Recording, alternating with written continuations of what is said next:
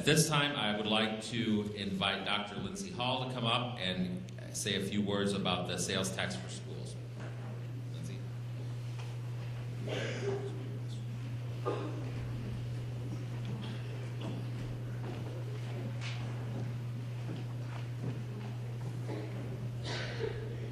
Good evening, everybody, and thank you so much for coming this evening. I want to thank the Chamber for putting this event on tonight and also for giving me some time to talk about the county schools facility sales tax.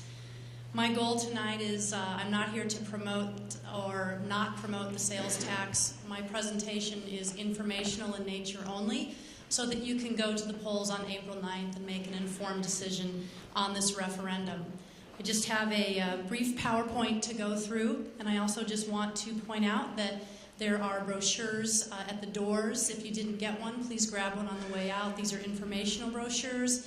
And I would also point you in the direction of the school district website, which has not only the brochure on the website, but also there's an informational video that explains the county schools facility sales tax. Just one more note, I know that for many people in the audience, I'm going to apologize in advance. You've heard this presentation a number of times. So I've been given 10 minutes, and bear with me if this is the third or fourth time you've heard it. So again, thanks for the time this evening. The county schools facility sales tax is an opportunity for voters to vote in a tax that would help fund schools for their needs in the areas of buildings and facilities.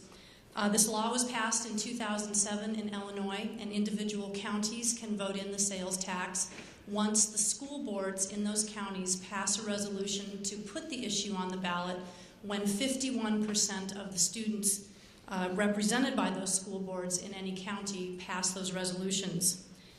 In late 2012 and early 2013, every school district in Tazewell County except one passed the resolution to give this issue to the voters so that it does appear on the ballot on April 9th.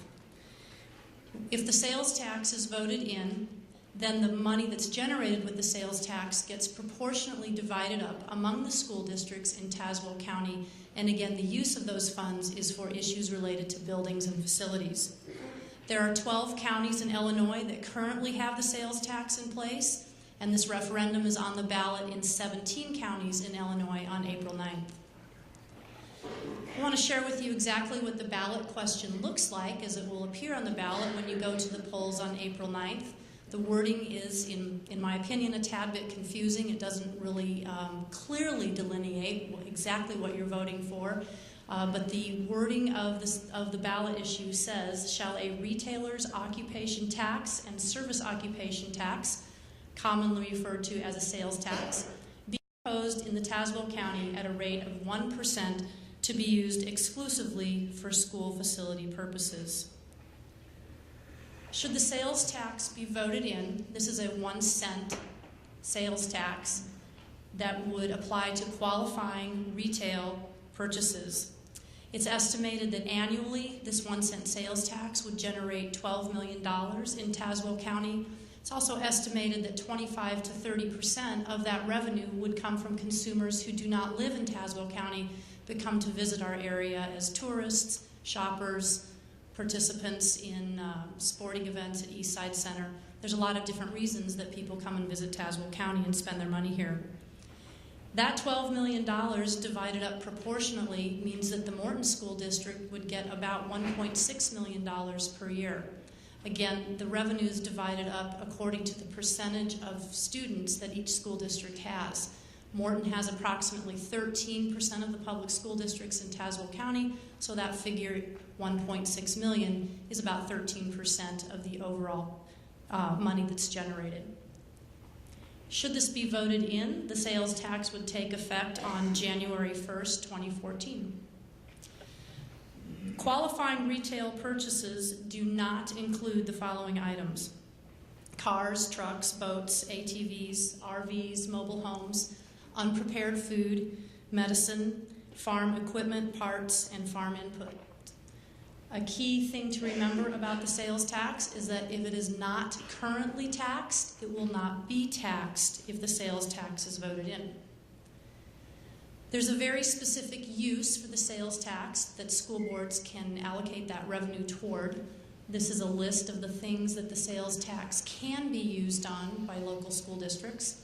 New facilities, additions and renovations, the purchase of land, ongoing maintenance, architectural planning, durable equipment, fire prevention and life safety, disabled access and security, energy efficiency, parking lots, demolition, roof repairs, and also reducing property taxes that have been levied to pay bonds that have been issued for capital purposes.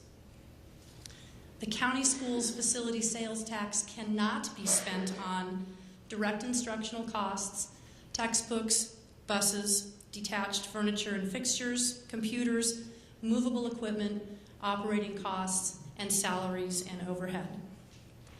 Every school district in Tazewell County is going to have a different need for this money should the sales tax be voted in. So every individual school district is going to have their own story to tell, and I wanted to just take a few minutes to talk a little bit about what Morton 709 would utilize the money for should the sales tax be passed on April 9th. The Board of Education has indicated that the passage of the facility sales tax will eliminate the need for short-term working cash bonds, which are repaid through increased real estate taxes. We will be able to pay off these working cash bonds in 2014 and will no longer need to levy the 11 cents that's currently levied in the bond and interest fund. We will be able to lower the tax rate by 11 cents, which is about $37 for every $100,000 of home value. So for a $200,000 home, this is a reduction in the property tax bill of about $74. Now these figures are based on the 2012 levy and will change slightly over the future as we move ahead, but these are our estimates at this time. We have also created a very long and comprehensive list of maintenance and capital improvement needs in the school district, and the sales tax revenue would help greatly in completing those projects. It would also offset the use of property taxes to complete these projects. One of the biggest projects on the list is the complete replacement of the heating system here at Morton High School. We will be proceeding ahead, and we are proceeding ahead with that project because it needs to be completed. But again, the sales tax revenue would offset the use of property tax revenue in completing all of these projects, some of which include improvements in safety and security in all of our schools. And finally, the revenue from the sales tax. Sorry, I got behind one slide there. The revenue from the sales tax would help with the long-term financing of possible future building projects, which decreases the obligation from property owners and property taxpayers in our school district. The sales tax provides an alternative source of borrowing capacity, which lessens the burden on property taxpayers, in the Morton 709 school district. We will be working very shortly in the future on a long-term facilities plan for our school district. At this time, I'm not exactly sure of the specifics of how that's going to look, but it's important to consider that the sales tax revenue can help with long-term financing issues. Again, I point you in the direction of our website if you need more information. Please take time to watch the 15-minute video.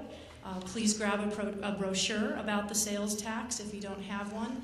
And as always, I'm available if you need to call or email or have specific questions about this or any other issue with the school district. I'm happy to communicate with any of you. Thank you again for coming this evening. I really appreciate everyone's time.